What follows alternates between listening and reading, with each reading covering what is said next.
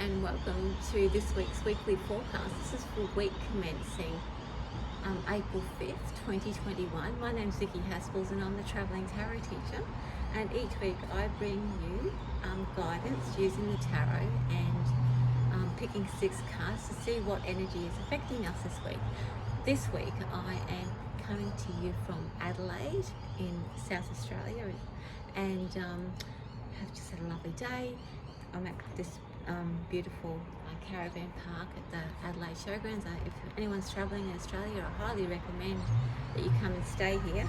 But I do apologise for the traffic noise, so all the background stuff, signs of life and all that sort of thing. So, but having said that, so I've had a lovely time so far, and this week has been amazing.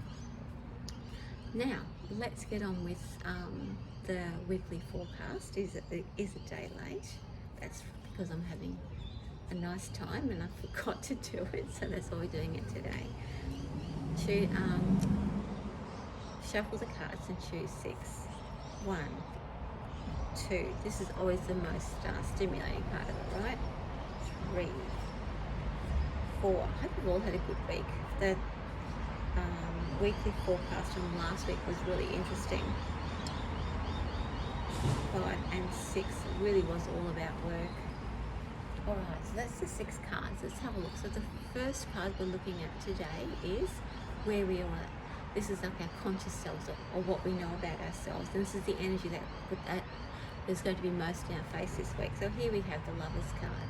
So the Lover's card represents choice, and it's really like sometimes we can wind ourselves up or make things really, really difficult about what direction we're going to head in with our choices. So the Lover's card is going to throwing the Lover's card into the mix means that you're going to be, and I will be, really not really sure about what direction to head in, and simply because it's about being spoiled for choice rather than having no choices. There are too many choices, and so it's about making that right choice. You know, you can't really go wrong. You just work little Kiwi, sorry. You work in with what your intuition tells you what to do. You just follow your heart. You don't have to worry about the signs or the voices in your head. And just do what you want to do, make a choice, and then see what happens with that. That's the best way to go. So this is the energy that's working behind us. This is the energy of our soul, and the energy that's being amplified by our guides. So the card we have here is the King of Wands. That's a real bugger, right? Because that means that you'll be inspired to want to do something. Oh yeah, this is the choice, and then the energy leaves. Oh no, this is what I want to do, and then that energy dies down again. So you're not going to really get that big boost that maintains the flow. The fact that he's in the mix makes me think that it's not really about making a decision and sticking to it. It's about trying and taste testing different things rather than making a firm decision right now. He's going to encourage you to just do some taste testing, experimenting, see what it is that you want to do before you make that final decision. So the choices that are around us are great because they're choices, but they're not our final choice. Our vulnerability, what is our block and negativity of vulnerability? What is it that the fear that's wrapping around in our head? And we have here the King of Swords. Another king. Lots of men around at the moment. So the King of Swords, the fear is that we're going to get it wrong. What are the rules? What are the signs? What should I be doing? I'm not reading this right. So the King of Swords is all about that sort of stuff. And our fear, our block, is that we're not meeting some criteria or following some rules. You know what? I've been working with people all this week. Our rules, your rule, their rule is your rule. You choose. It's your choice. There's nothing out there that says you have to do it a particular way. There's no such thing as my guides told me to do it. You know, none of that. You choose. Your guides amplify your choice. There's no right or wrong way. There is just the way, and you experiment and you try it out to see if it suits you. And if it doesn't, then another way will open up. So that's always the thing, that you're consciously making that choice. So don't worry. He's just going to help you make up your mind, because you're going to be so sick of worrying about it. He's like, right, that's it. All right. So the next card we're looking at is the action that we're going to take. It sounds like it's bird o'clock at the moment, so sorry about that. So our action. Oh, another king. Our action is to do it. So we are finally going to make that choice that permanent choice. So as much as we're talking about all the experimenting that's going on, it's really all that experimenting and testing things out that the King of Wands is showing us means that we're actually going to be able to make that choice. So that's really good. I reckon by the end of the week or midweek, at least by Thursday, we're going to know what direction we want to head in and where we want to put our energy. We've pulled out 3 kings already.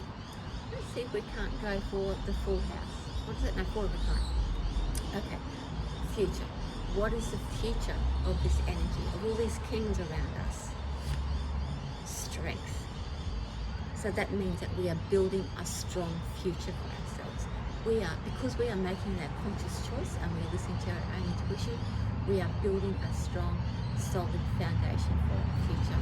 And that means that once you start trusting that inner part of who you are, then that can only lead to the right choices. You don't, as I said, you don't have to look for some sort of sign or some sort of message or, all that sort of stuff. You'll start to build a confidence in your own choices because you are connected to your own divine power, your own energy and your own answers.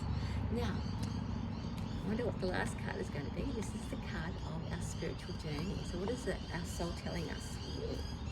Look at that. Our soul is saying, get rid of the haters. No, it's actually saying block out all the rubbish. It's just our soul is working through that which makes us, like the external voices that disrupt our choices, they disrupt our thinking, and they make us doubt who we are. Like basically, this card is about gaslighting.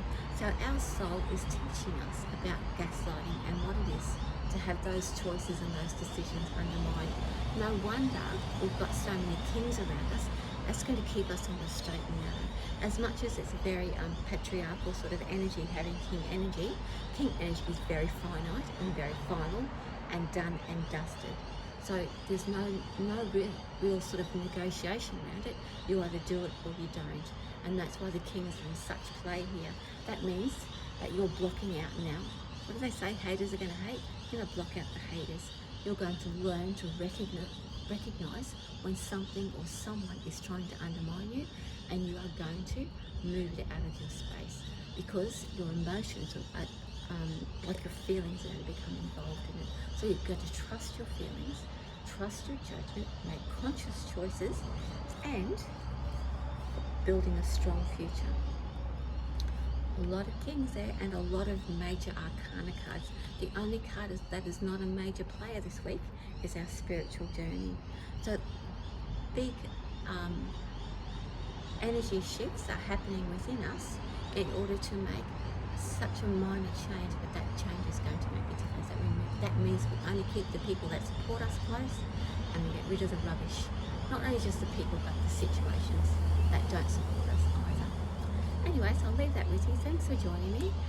As I said, my name's Vicki. I'm the Travelling Tarot Teacher, and I'll see you next week. I don't even know where I'm going to be next week, but I'll see you then. Thanks for joining me. Bye.